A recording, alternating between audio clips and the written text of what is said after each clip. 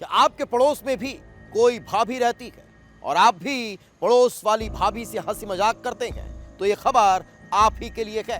हैरान करने वाला मामला छत्तीसगढ़ से सामने आया, जहां पड़ोस वाली भाभी से हंसी मजाक करना एक युवक को महंगा पड़ गया। उस हंसी मजाक की सजा उसे अपनी जान देकर चुकानी पड़ी है। आखिर कैसे? सिर्फ पड़ोस वाली भाभी से हंसी मजाक करने के चक्कर में भाभी के पति ने इस युवक को मौत के घाट उतार दिया। इस रिपोर्ट में देख लीजिए।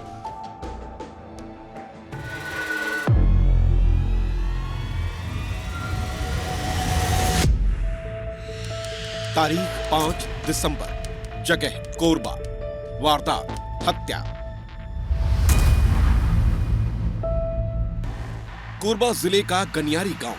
सुबह का वक्त था और इलाके में घना कोहरा छाया हुआ था, लेकिन जैसे ही कोहरे की धुंध छटी, सामने आई जुर्म की एक ऐसी वारदात जिससे पूरा गांव सन्न रह गया। लोगों को खून से सनी हुई एक लाश नजर आती है। चेहरे पर गहरी चोट के निशान थे। मौके पर भीड़ लग चुकी थी। तत्काल पुलिस को सूचना दी जाती है।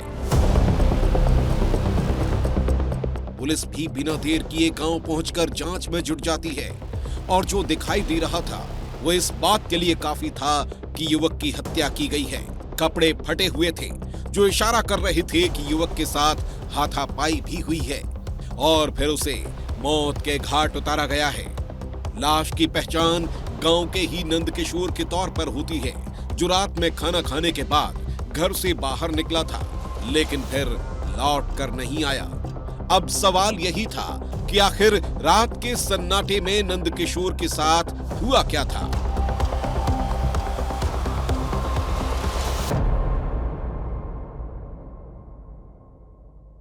रात के खाना वाना खैन है और एक गिलास दूध भी पी से, तो ओकर बाद बोली से कि मैं खाना खा के आत हूँ, सभा ले आत हूँ कहीं से।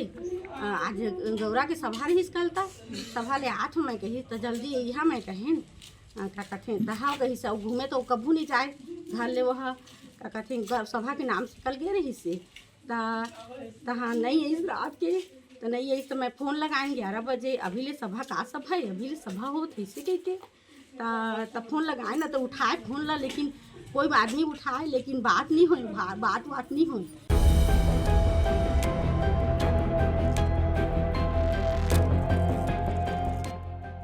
पुलिस भी हैरान थी, क्योंकि पूछताछ में न तो नंदकिशोर की किसी दुश्मनी की बात सामने आई थी, न ही उसका व्यवहार ऐसा था कि कोई उसकी जान ही ले ले।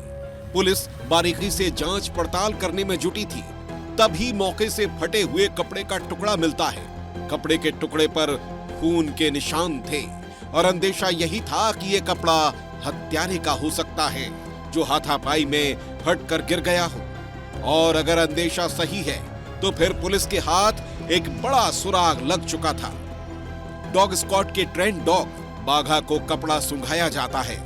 डॉग बाघा कपड़ा सूंघने के बाद यहाँ वहाँ घूमने लगता है और फिर कुछ देर बाद ही नंदकिशोर के पड़ोसी जयशंकर के घर में घुस जाता है।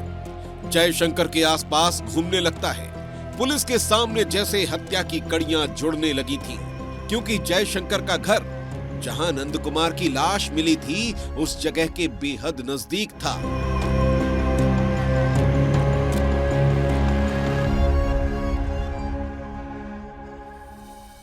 अब सवाल ये था कि क्या वाकई में नंदकिशोर की हत्या में उसके पड़ोसी का हाथ था? अगर उसके पड़ोसी ने हत्या की थी तो इसकी वजह क्या थी? सबसे बड़ा सवाल ये है कि नंदकिशोर और उसके पड़ोसी के बीच ना ही कोई दुश्मनी थी और ना ही कोई जमीन जायदाद को लेकर झगड़ा।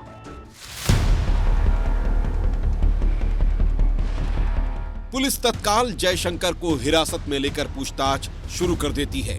जयशंकर पहले तो पुलिस को गुमराह करने की कोशिश करता है, कई तरह की मनगढ़ंत कहानियां बताता है, लेकिन जब पुलिस ने सख्ती से पूछताछ की तो उसने अपना गुनाह कबूल कर लिया और जो कहानी बताई वो हैरान करने वाली थी, क्योंकि ये किसी ने नहीं सोचा था कि महज एक मजाक इतने खौफनाक हत्याकांड में बदल सकता है। जयशंकर और नंदकिशोर एक दूसरे के पड़ोसी थे। नंदकिशोर का अक्सर घर आना जाना था, रिश्ते दोस्ताना थे। नंदकिशोर जयशंकर की पत्नी को भाभी मानता था और हंसी मजाक करता था, लेकिन जयशंकर को लगता था कि वो हंसी मजाक के जरिए उसकी पत्नी को छेड़ता है। घटना की रात को जयशंकर काम से घर लौटा था। जब वो घर में दाखिल हुआ तो देखा कि नंदकिशोर घर में मौजूद है और उसकी पत्नी के साथ हंसी मजाक कर रहा है। हंसी मजाक भी ऐसी जो सामान्य नहीं थी और मर्यादा की सीमा को लांघ रही थी।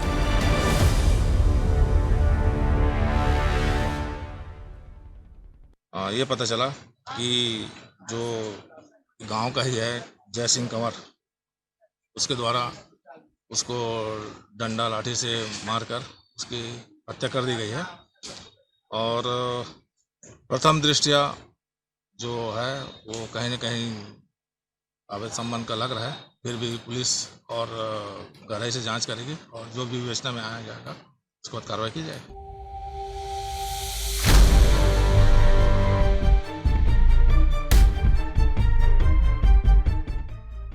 पुलिस ने आरोपी को गिरफ्तार कर हत्या में इस्तेमाल किया गया डंडा भी बरामद कर लिया है। पुलिस की सतर्कता और ट्रेन डॉग बाघा की मदद से एक अंधे कत्ल को चंद घंटों में ही सुलझा दिया गया। लेकिन इस वारदात ने हर किसी को हैरान कर दिया, सोचने पर मजबूर कर दिया कि एक शक कितनी जिंदगियों को बर्बाद कर सकता है।